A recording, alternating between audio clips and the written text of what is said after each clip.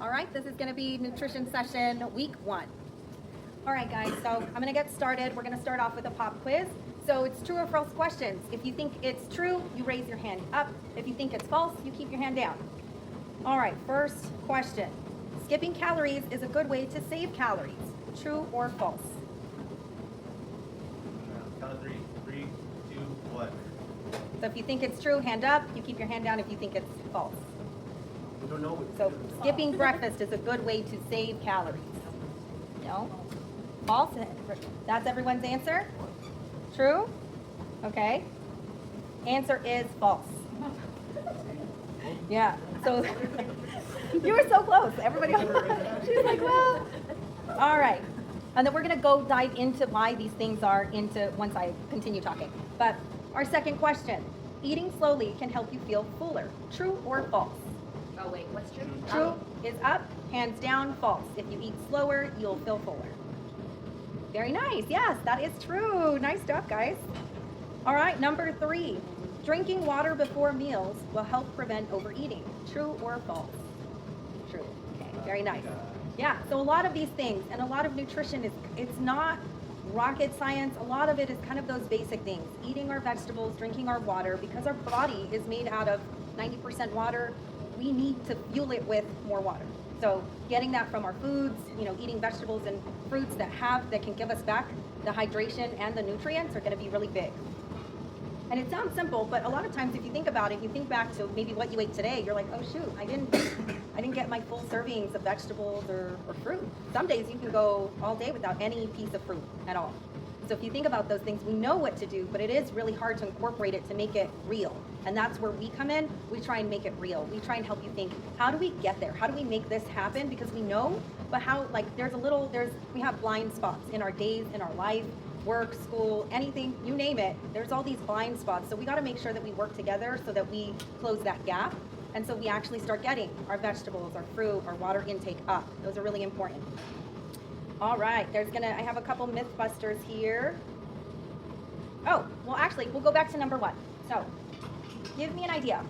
Since you said skipping breakfast will help you save calories, how did that make sense to you? Because if you think about it, well, if you didn't eat, there is logic there, but give me an idea. What were you thinking?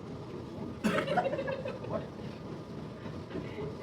for instance, a lot of times you can do a breakfast something unhealthy. A lot of times people are like, okay, well, I won't have lunch, or I won't have dinner, right? Yeah. That's a lot of times that's what that belief comes from. Even if you are tracking your calories, you did have a little bit more like in snacks, or you had like a treat that you weren't supposed to have, but you had still took account of calories, right? You had extra, say 200 calories for that. You're like, okay, well, I can't have 200 calories later, so you skip that, right? Right. So there is some If you eat the calories, well then how can you count for them? Because there's no calories to count, so that's why a lot of people think it's right. And the reality of skipping breakfast and not eating breakfast, the reality of it is our bodies are naturally going to overindulge during lunch or during dinner. So when we think we're saving ourselves by, I'm not going to eat breakfast, but I am going to go and have that whatever, we end up eating a little bit more than we anticipated, especially if it's out at a restaurant. There are studies that show restaurants that they kind of create a space where there's lots of conversation, but also it's a little bit noisier. And there is a thing that our bodies do. We'll naturally start snacking a little bit more to soothe the loudness and the activity that you're seeing. You're seeing people walking, you're seeing people moving, conversations happening at different times. All can kind of increase anxiety, and our body tries to soothe us, and we can do that by focusing on something else. So we'll start snacking a little bit more. We weren't hungry for appetizers, but Sally bought it for the table, so I'm gonna have a little. And you start kind of soothing yourself in a loud environment, and you don't realize it. So that ghost eating, that a little bit overindulging, it kind of creeps back up on us. So saving our calories, not eating breakfast and then having lunch and dinner, sometimes that can really backfire on us, and we can end up overeating at lunch, overeating at dinner time. So what is better instead is to focus on protein for breakfast. How can we get that yogurt in? Are you having maybe eggs and cut up some chicken so that you can increase the protein in the egg? So then maybe it's 1 to 2 eggs, but then you dice up some chicken and you throw that in, dice up some steak, throw that in. So you're increasing your protein content in the morning Because when you go to the restaurant and you're already a little bit full, you're gonna make a better decision, like, I'm actually gonna go for this plate instead of that, because you're not as hungry. So that's kind of where it comes in, where we want to, those are the little things we want to think of to incorporate while because we know it's the holiday season, so we are gonna have, we're gonna go out for so-and-so's birthday, or Auntie somebody is in from town and she hasn't had, Sadie's in forever, so the whole family's going, and you're part of the family, so you want to go. But it's, instead of going hungry, what I want you guys to think of is, let me have some protein before I go out to eat with everybody. Can I have a shake? Can I have a piece of meat? Can I have a yogurt? Fill myself with that, so when I go to sit down, I can make a better decision on what I'm gonna eat. So, the next thing, the second question. Oh, where is it? Where are you, second question? There it is. Oh, eating slowly can help you feel fuller. So that was correct, you guys got it all right. You guys know how many times you need to chew to completely break down food, like the average estimate that science has shown us? Does anyone have a guess? How many chews? 45. 35? 32? 50? That would take forever. So it is 20 to 30 chews. So you take a bite of that taco, burger, piece of chicken, 20 to 30 chews. So you take that bite and you want to start chewing. Question, yes. What's a good amount of protein? So ideally, you want balance in your life. So if you, depending on what your numbers are, if you need anywhere from 120 to 150 grams of protein, dividing that into 3 to 5 servings is going to be ideal. So that could be anywhere from 20 to 40 grams of protein at a sitting for a breakfast or a lunch and in between the day. So let's see. So think of that. Next time, I want to challenge you guys when you're eating, think, how many chews do you actually chew? I know I do not chew 20 to 30. I need practice. He counts mine. Does he? I eat so slow. Really? That's Tyler.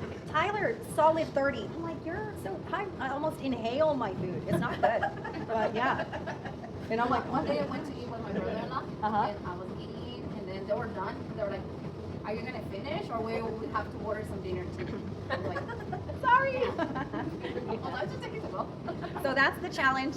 Next time you're sitting and you're eating your food, think of how many times you're chewing. Think, is your food fully chewed before you swallow? Those are things to help you be more mindful while you're eating. And this is really helpful because, well, one, it gives you need to allow your brain and your gut to talk. So it takes about 20 minutes for food to be here to fully go back to your brain to say, hey, we're full. And a lot of times slowing down our eating, making sure that we're drinking water in between can help you get to that 20-minute mark so you don't overeat. And that's what we're focusing on. All right, and then the other question we talked about, water. Drinking water between meals helps prevent overeating. That's definitely why our Evil Body Scan mentions eating or drinking half of your body weight in water. Now, for some people, if they don't drink any water, that feels impossible. So we want to start baby steps. We want to start like, hey, let's try and get 16 ounces, 24 ounces of water a day. If you're at 0, we just want to bump it up slowly.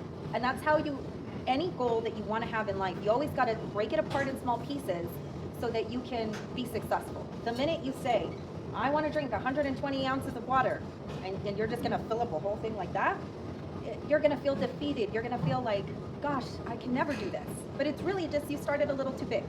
And so again, when we meet and when we talk, those are some of the things we go over. If you guys tell me what you're struggling with, we work on those things so we make sure that you guys are making reasonable goals. And that's how we make those results that we're looking for. All right. Here are a couple myth busters during the holidays. Oh no, this is my bonus myth buster. So, holiday weight gain is unavoidable. True or false?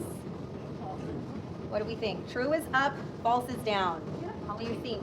During the holidays, you're just gonna gain weight no matter what. What do you guys think? True? Anyone else?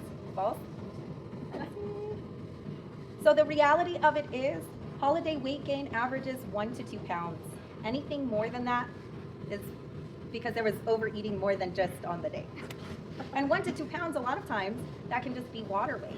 So there's and travel weight. So there's a lot of things to consider. So during this month, when you guys get your body scans, I don't want you to worry too much about if it fluctuates, because if you are traveling to higher elevations, going up to Taos and then coming back down, you're gonna retain some water because of that drive, because of the elevation, flights. Yes. I think we should I agree.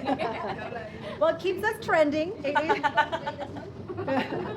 But that's another thing. I don't want you guys to hyper focus. It is very normal to fluctuate. We don't want to think about that. We want to think, how many times can I make sure to get my veggies in? We got to refocus. Refocus on our goal. What are we doing today to help us on our goal? Not, oh shoot, the scan said I'm over 2.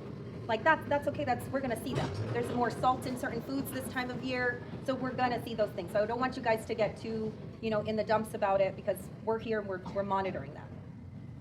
All right. Let's see how much on time. 13. Okay, we're going right in. We're halfway through. You guys doing okay? Very nice. Any questions that have popped up before I go through? No? Everything kind of makes sense, right? So I'm like, anyways. So we're going to skip that. So our next portion, what we want to go to is, I want you guys to think back to the list and the protein section. I want you to pick your 2 favorite proteins from the list, and then we're going to go around the room and share it and give me an idea of why. So, your 2 favorite lean proteins. Chicken and ground beef. Okay. What kind of ground beef? Ooh. The leanest of the lean. That's right. That's right. Very nice. Perfect. And what's your favorite meal that you like to eat with either one?